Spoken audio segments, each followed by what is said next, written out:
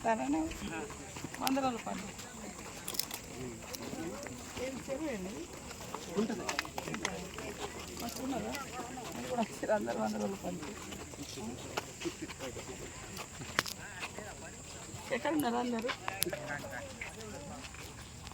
ఏం చెప్తారు బాగున్నారు అందరూ అక్కడ కుంటలు ఎక్కువ ఉన్నారు అక్క వాళ్ళు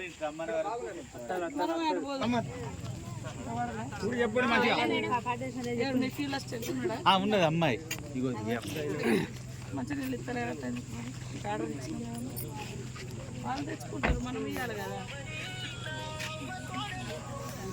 మంచి 5 నిమిషాలు అలా క్యాన్లు వేసుకొని వస్తే అయిపోతుంది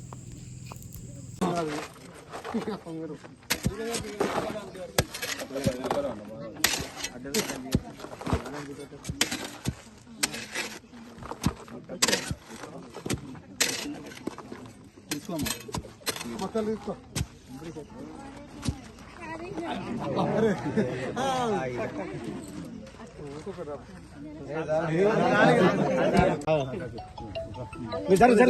జరగమ్మా గట్టిగా ఉండే పాపి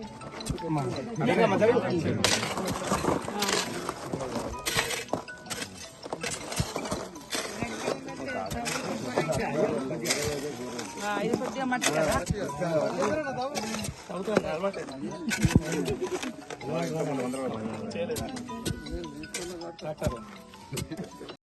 ఉపాధి హామీ పనిలో వచ్చినటువంటి మా అక్కలకు అన్నలకు తమ్ముళ్లకు పెద్దలకు మరి ఫీల్డ్ అసిస్టెంట్లకు నాతో పాటు వచ్చినటువంటి కాంగ్రెస్ పార్టీ గ్రామ మండల జిల్లా రాష్ట్ర నాయకులకు అందరికీ కూడా పేరు పేరున నమస్కారాలు ధన్యవాదాలు తెలియజేస్తా ఉన్నాను. ముఖ్యంగా 100 రోజుల పని ఇప్పుడు చాలా మంది పిల్లలు కూడా ఇక్కడికి వచ్చిర్రు. గతంలో కరోనా అప్పుడు కూడా దేశాల నుంచి ఊర్లలో పోతే ఏం పని చేసుకున్నారంటే గాంధీ గారు తీసుకొచ్చారు. తెలంగాణ ఇచ్చిన తల్లినే సోనియా గాంధీ గారు దాదాపుగా 15 ఏళ్ల క్రితం ప్రజలకు పని ఉండాలి, పనులు దొరకక పస్తులుంటారు, ఎక్కడెక్కడో పట్టణాల పోయి ఊరు పోయి ఆగమైతాండ్రని ఏ ఊర్లో ఆ ఊర్లో ప్రతి సంవత్సరానికి 365 రోజులలో 100 రోజులు పని చేయాలని ఈ చట్టం తెచ్చింది. కానీ కాంగ్రెస్ 10 సంవత్సరాలు అధికారంలో లేకున్నా మొన్నటిదాకా కూడా ఈ పని నడిచింది. కారణం ఆమె చట్టం తెచ్చింది కాబట్టి. మీ ఊర్లలో అయిన సీసీ రోడ్లు అయినా, శ్మశాన వాటిక కానీ, రైతు భవనం కానీ, ప్రకృతి వనం కానీ ఏది ఉన్నా కూడా ఈ 100 రోజుల పని కింద వచ్చిన పైసలే ఆ పని చేశారు, వేరే ఏం కాదు. ఆమె అంత దీర్ఘకాలికంగా ఆలోచించి కూలి కలిపేయాలని.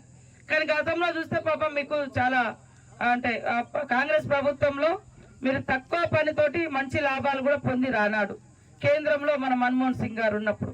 ఇప్పుడు రాను బీజేపీ ప్రభుత్వం వచ్చినాక 100 రోజులను ఏం చేశారు, 42 రోజులకు తగ్గించారు. 42 రోజులే ఇప్పుడు మీరు చేసేది, 100 రోజులు లేదు.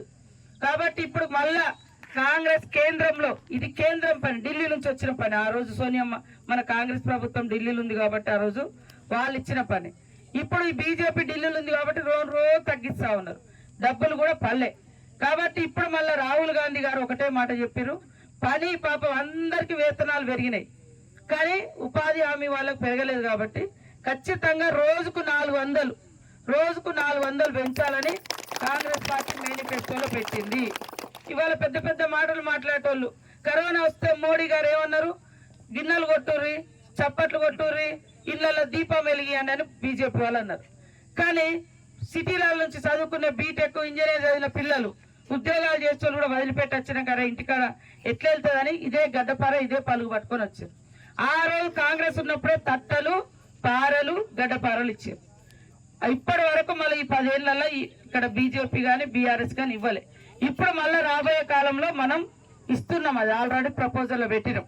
కాబట్టి మీరు అందరు కూడా సరే, మొన్న మనం 3 నెలల క్రితం కాంగ్రెస్ వచ్చినాక మహిళలందరికీ కూడా ఉచితంగా బస్సు ప్రయాణము, ఇళ్లల్లో 200 వరకు మీరు కరెంటు ఫ్రీ, తర్వాత 5 లక్షలతోటి ఇల్లు కూడా శాంక్షన్ చేయడం జరిగింది. మరి 500కే గ్యాస్ సిలిండర్ కూడా, మిగతా డబ్బులు మీ అకౌంట్లలో పడతాయి.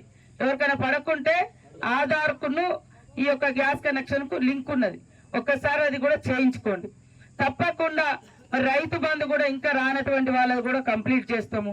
రైతు రుణమాఫీ ఏ మాట అయితే ఇచ్చినామో ఆ రోజు వైఎస్ఆర్ గారు ఉన్నప్పుడు ఇచ్చినట్టు మాట ప్రకారం ఈ రోజు కూడా రేవంత్ రెడ్డి గారు అదే పద్ధతిలో అన్ని పనులు ఇచ్చిన మహిళలకు వడ్డీ లేకుండా ఎలాంటి రూపాయి వడ్డీ లేకుండా 10 లక్షల వరకు మరి లోన్లు కానీ ఎవరైనా మహిళ అప్పు తీసుకొని చనిపోతే ఆ అప్పు కట్టుడు అవసరం లేదు, ఎందుకంటే ఆమె చనిపోయింది కాబట్టి ఆ ఇంట్లో మీద భారం వేయొద్దని అది కూడా నిర్ణయం తీసుకున్నాం.